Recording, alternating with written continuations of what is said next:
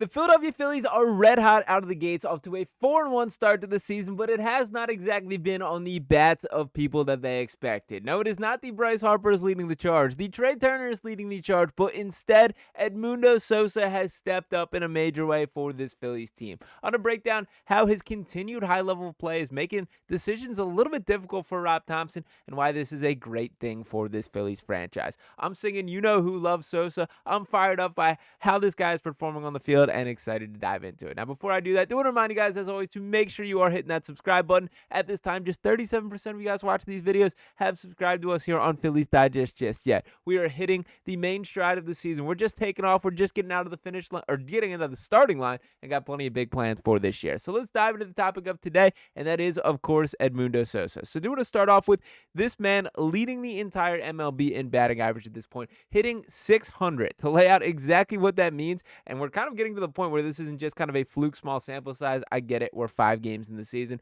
We're not going to go crazy at this point, but the man continues to produce. To add a little bit more clarity on this, we have Edmundo Sosa knocking in 2 more runs tonight. That is 3 hits tonight. He has 9 hits this season. He's batting 600. Can't take him out of the lineup. John Clark of NBC Sports says, do agree with that assessment. Going to circle back to that in a minute. But Corey Nida also adds, Edmundo Sosa now has 4 straight multi-hit games, something he's never done in his career before. Last year, in 90 games, he had 13 multi-hits effort at the plate, so he's nearly a third of the way to that number already. Now, as kind of alluded to in these, we know that Edmundo Sosa is not an everyday player for this team, that he filled in for Trea Turner in the brief stint where Trea was dealing with that back injury. Nice to see Trea back in the lineup, and I thought he did just fine today, but Bryson Stott getting the day off to give Sosa a chance at second. Then tomorrow, there's an interesting question for how do you get Edmundo Sosa back in this lineup, as I think you have to find a way, with him very clearly looking like arguably the best hitter on this team. I mean, he's leading the major league in batting average at this current point. And I did watch the Rob Thomson press conference after the fact. Shout out to our guy Luke Arcani here on the channel, who will be in that press conference this time tomorrow night. But they asked Rob about that, like, do you believe that Edmundo will for sure be in the lineup?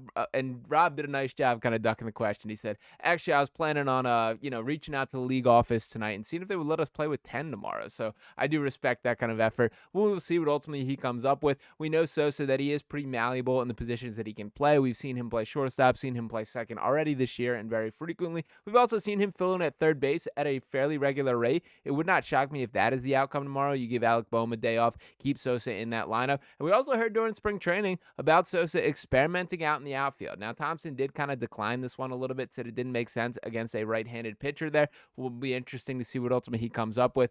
I get the right-handed, left-handed splits right now, but the way that Sosa is seeing the ball, the way that he is swinging his bat currently, you have to find a way to keep that guy on the team because he frankly has delivered. And that does lead me to another point here, that this is still all sunshine and rainbows. We're off to a great start to the year, 4-1. We will see a little bit of rain on our parade as Taijuan Walker expected to take the bump tomorrow, but nonetheless, if I have to point out one flaw that is still evident with this team, have not loved the timely hitting to this point, and Sosa is an outlier there. And to kind of highlight that exactly here, these tweets were both sent before today's game, so do want to make that clear. So for Tim Kelly, that he tweeted, the Phillies were 0 for 9 with runners in scoring position and left 10 runners on base Sunday. And John Clark adds, the Phillies are 0 for 12 with runners in scoring position and have left 14 runners on base in these last 2 games combining there. Now, this issue popped to the forefront again today. The Phillies had bases loaded, no outs with the meat of the lineup up. We're talking Bryce Harper. We're talking Kyle Schwarber. We're talking the big dogs that you should want in those moments, and came out of there with 0 runs in that particular inning. Now, shout out to Zack Wheeler, who did an awesome job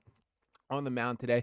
Went 7 innings deep, let up 1 home run, just 1 run total, just 1 pitch that really got away from him, but I thought his control was excellent. We know who Wheels is at this point. This is a guy who would not shock me whatsoever if we fast forward a couple months from now that I am banging this very table, screaming for Zack Wheeler to be win the Cy Young, because he can pitch that level on any given season. We saw him come up runner-up last year. He's been right in the mix, and I do think it would be criminal if this man goes his entire career without winning one of them. It very well could be this year. But nonetheless, if I was to point to a complaint with this Phillies team, it is some concern over that amount of timely hitting and make sure you are delivering when there are runners on base.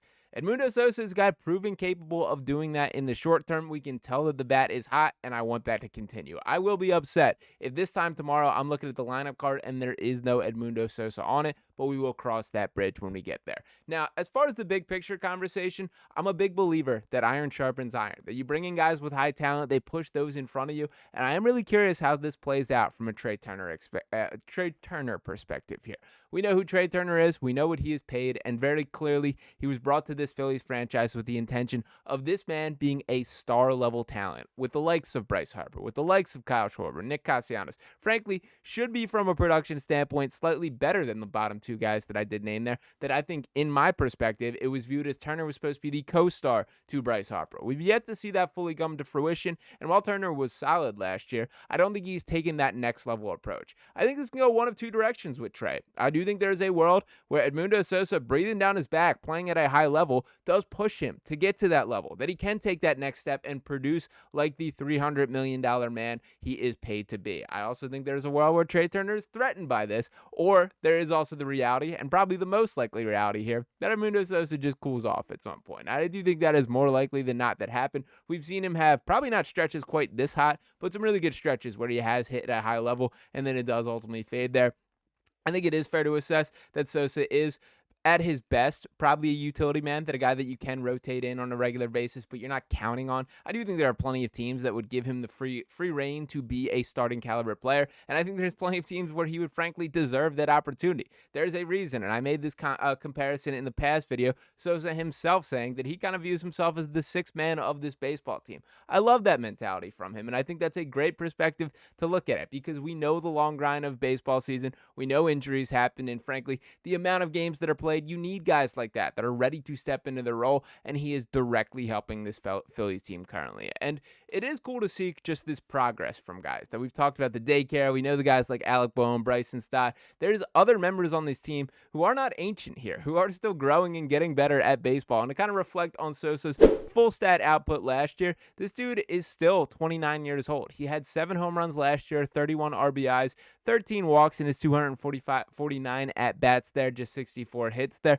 These aren't stellar numbers that are going to blow you away, but we're seeing like very well the makings of a career year if he doesn't even maintain this, but is close to this on a little bit larger sample size. Now, another guy that I see going down a similar path that I did want to make sure I did not exclude from this video is my guy Johan Rojas, that I've been a Rojas believer for quite some time. I do believe he's a winning baseball player, and I'm not denying the flaws. I understand the lack of impact at the plate that is quite evident, but he did his job today, and Rob Thomson was quite complimentary of him. In fact, what he said directly about Johan Rojas was, quote, "This was the best major league game he played, in my opinion," because that's exactly what he needs to do.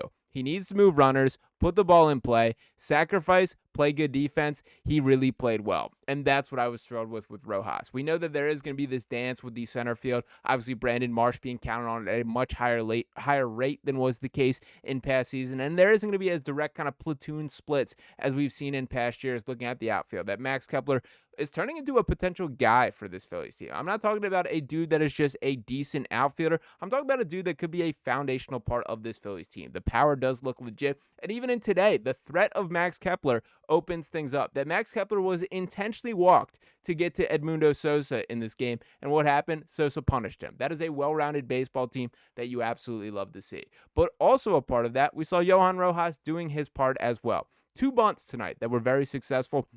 One particularly solid that ended up Kyle Schwarber scoring on a really kind of strange play right down the third base line that Schwarber sort of dancing, not sure whether to go. The throw goes to first. Rojas beat that, and then Schwarber slides right in for a run. I think that was the first run of the game, if I'm remembering correctly there. Great to see. And that bunting is a real weapon for Rojas. We know the wheels that he has. We know the ground that he can cover in the outfield. And that's clearly something that he's put in a ton of work in the offseason. We saw a bunch of clips of him down in the Dominican League working on that. And the fact that it is now translating at the major league level is huge. And for Rojas specifically, did check out his interview after the game as well. Really cool kind of perspective as well. That I moved the runner, I did my job, was basically what he said when asked about that. And you're right, man. Like this from Rob Thomson, this direct quote about like him doing exactly what he needs to do, this should be really welcomed by Johan Rojas. I think a lot of times, and I'm kind of generalizing, taking this out of just the Rojas conversation, but there's a lot of players that aren't exactly sure what is being asked of them, that they don't know what mistakes they are making or what expectations they're falling short of because they have not had those expectations directly explained to them. For Rob Thomson specifically, he's not asking Rojas to get in the gym and turn himself into a five-tool player or figure out how he can be a 300 hitter. Just do the things that you're good at, use your skills and how they apply the best. And that's what we saw from him tonight. So shout out to Rojas, shout out to Edmundo Sosa. And I think it is an awesome sign that the Phillies are getting the guys that aren't the quote unquote premier players to step up in the forefront of the season. Now I get it. We're playing the Colorado Rockies currently. There are larger goals in mind. We're seeing the way teams like the Dodgers look, and it's going to be a very competitive season when looking at the larger scale teams, the higher payroll teams, the win now teams, the teams like the Mets, the teams like the Braves, although they're off to a brutal start. I don't think they've got a win yet. In fact, I just did see Shohei Ohtani walk them off as I was setting up for this video here. So there's other teams that they're having the struggles, but the Phillies are not one of them at this current point. This is an awesome start to the season. They got to keep their foot on the gas, and who knows, maybe Taijuan Walker could surprise us a little bit with a throwback performance tomorrow. We will see what ultimately happens there, but shout out to Edmundo Sosa for helping this team get off to the awesome start. Cannot wait to see what Rob Thomson does, what creative move he does to elect to keep him in the lineup, as that has to be the conclusion that is had. And ultimately, we're going to be here to break things down one way or another. So appreciate each and every one of you guys tuning into this video here.